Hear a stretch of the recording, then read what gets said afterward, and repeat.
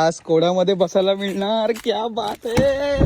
ए काय स्कोडामध्ये बसायचंय? हो. 5 पॉईंट लक्षात ठेव. अच्छा, पहिला पॉइंट. पहिला पॉईंट, लाजत नाही माझत बसायचं. बरं बरं बरं. आणि दुसरा? चपला बिपला घालून गाडीच्या आतमध्ये यायचं नाही. किमान आधीचे शूज पाहिजे. तिसरा पॉईंट, रस्त्यावरून जाताना रस्त्यावरची चहा प्यायला गाडी थांबवली जाणार नाही. स्टारबक्स मध्ये जायचं, 500 रुपयाची कॉपी घ्यायची आणि दाखवत प्यायची. आणि चौथा पॉइंट? गाडीमध्ये बसल्यावर, स्कोडामध्ये बसल्यावर, स्कोडाच्या लोगो मध्ये चिमणी आहे की कावळा असे फालतू प्रश्न विचारायचे धंदे करायचे नाहीत. गाडीतून हाकलवण्यात येईल. अच्छा, बघू बघू बघू.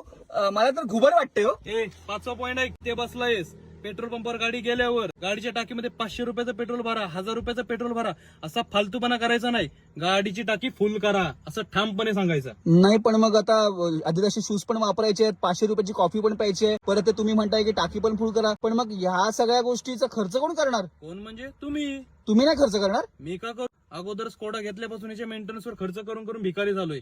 खिशात नाही खाट आणि इस्त्री ताट.